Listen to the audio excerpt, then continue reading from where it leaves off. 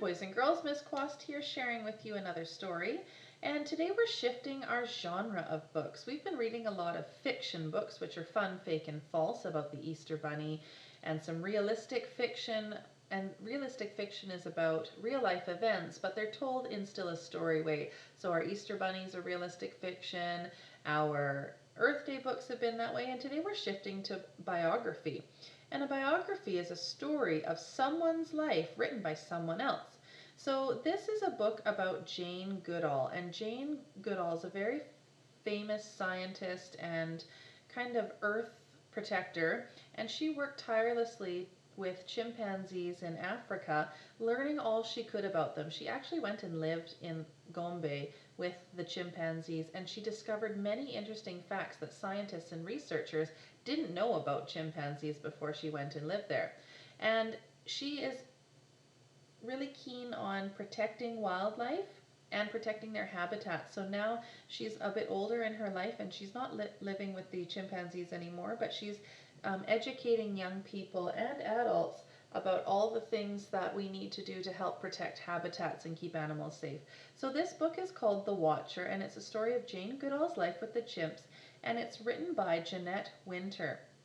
So Jane Goodall's not writing about herself, but someone else is writing about her life, and she's lived quite an adventurous life. And kind of her journey towards chimpanzees all started with this little stuffy that she got when she was a young girl. That's my cat. She's really excited too. Jane, Jane, where are you? Jane, can you hear me? Everyone had been searching for hours and hours, looking for little Valerie Jane Goodall. Then, from the hen house, Jane came running to her mother, shouting, "I know how an egg comes out!" At 5 years old, Jane was already a watcher. So she's really interested in the world around her, and she knows that the only way she can learn all these secrets is to watch quietly and very patiently. Jane watched all the animals in her world, big and small, earthworms, insects, birds, cats, dogs, and horses. Jane quietly watched an English robin at her window for days and weeks. She saw him come close, closer, then into her room to eat some crumbs off her bed. When spring came, the robin even built a nest in Jane's bookcase. You can see they've made it. So she had to really develop trust between herself and the robin, and she had to be very patient. This took so much time, and then they knew that they could trust her. Perched high in her favorite beech tree, Jane read about Dr. Dolittle talking to animals, and Tarzan living with the apes in Africa. She wanted to go to Africa too, and talk to the animals, and live with the apes. When Jane's school days were over, she worked and saved to buy a ticket to Kenya. She hid her earnings under the parlor rugs for safekeeping. And she's dreaming. She wants to go into the savannah and research all these animals, but she had to work very hard to save up enough money for passage to Africa. And instead of flying, she's going to take a different mode of transportation. Crossing the ocean, Jane stayed on deck and watched the waves even when the cold wind blew. She saw all the different blues and greens of the sea and fish that glowed through the dark water. As Jane stepped onto the dry land, she closed her eyes in joy. Jane looked for work with wild animals. So she's coming all the way across the world from England over to Africa, and what she wants is a job working with wild animals. She doesn't want to see animals in cages. A famous scientist, Louis Leakey, was looking for someone to watch and study chimpanzees to help us understand the animals most like us. Would Jane be interested?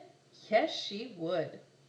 Jane traveled to the place in Tanzania where the chimps lived, Gombe.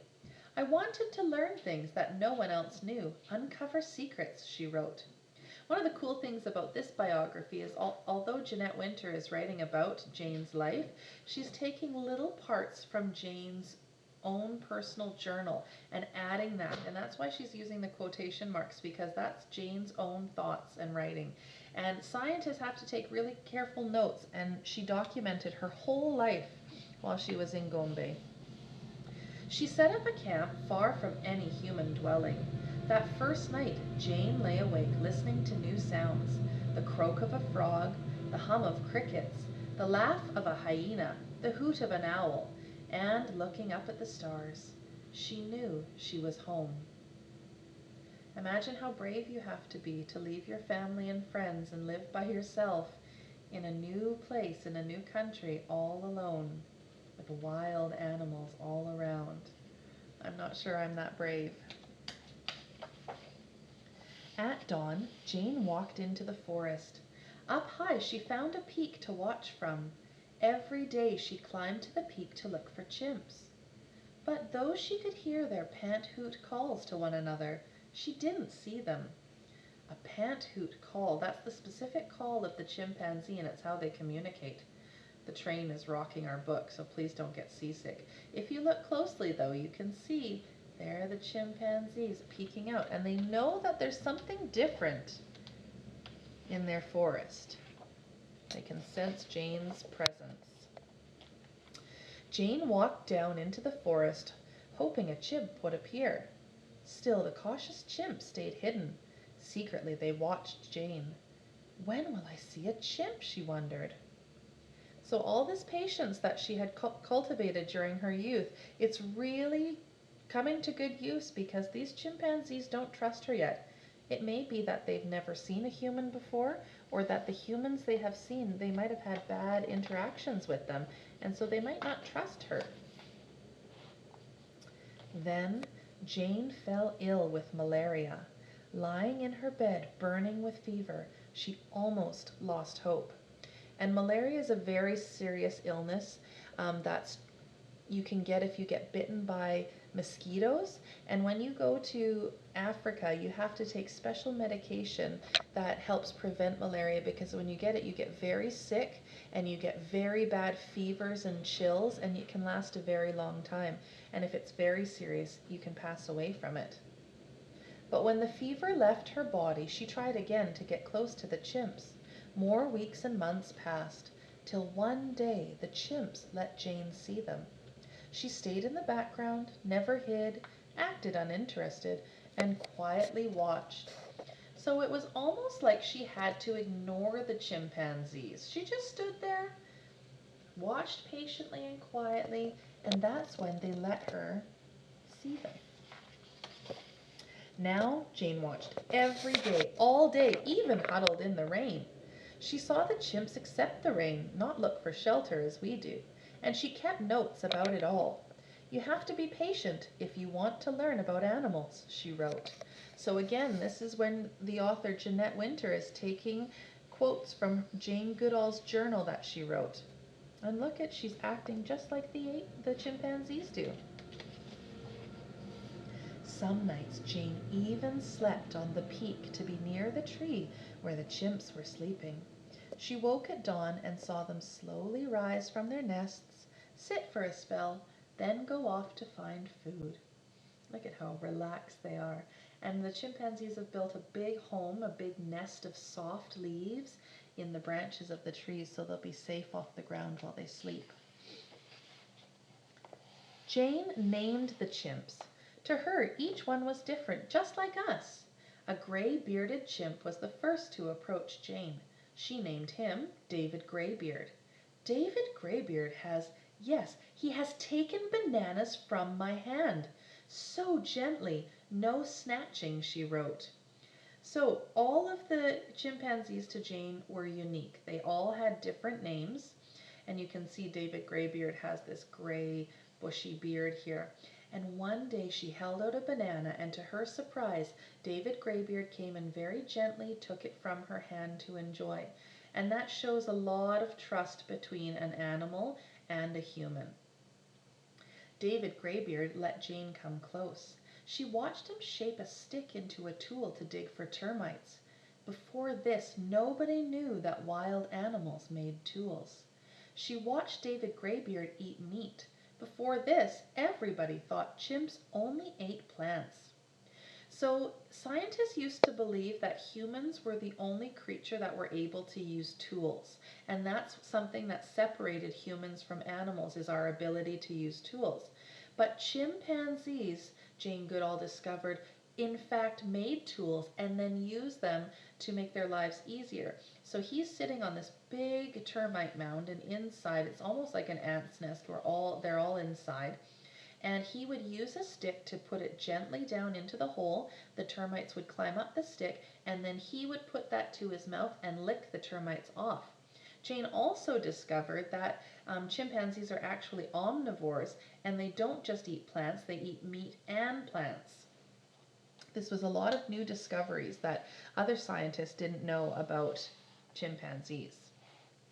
And because David Greybeard trusted Jane, now the other chimps let Jane come closer too. Chimps all around me, what a day! Chimps near, chimps far, old men, young men, ladies, children, babies, teenagers, the lot, she wrote.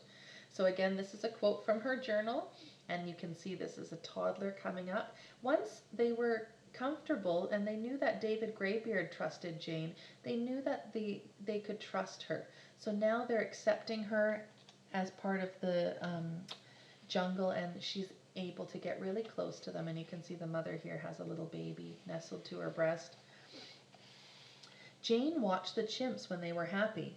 She saw them hold hands and hug and kiss and laugh, just like us.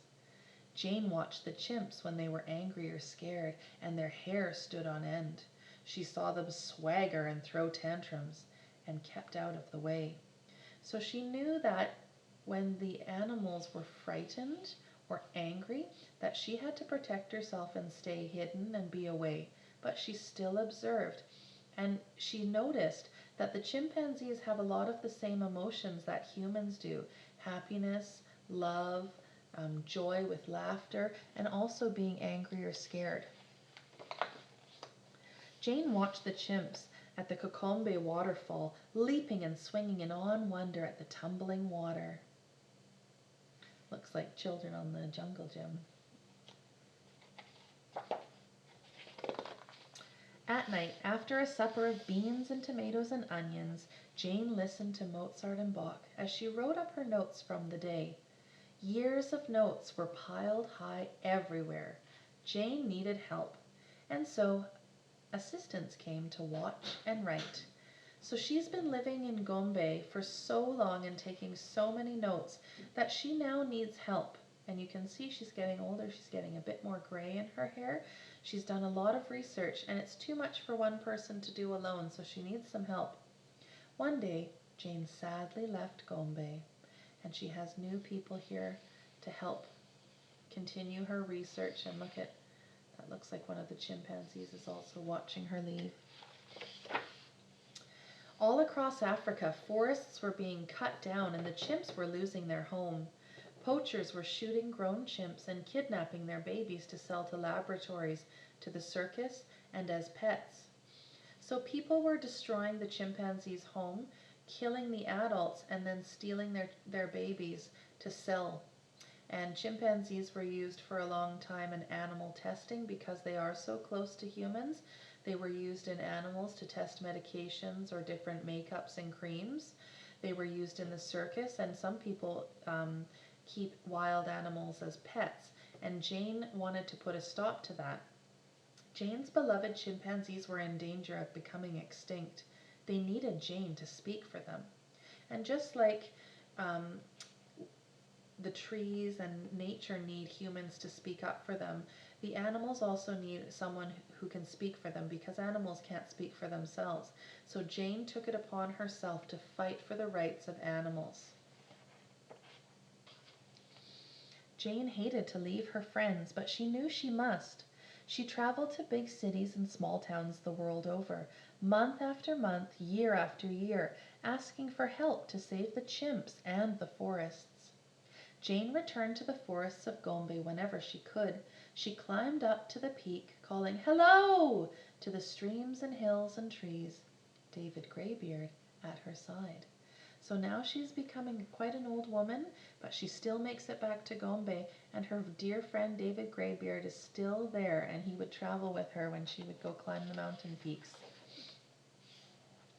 Jane watched and listened again to the pant-hoot calls of her friends, And when she went back to civilization to speak out for the chimps, Jane carried with her the peace of the forest.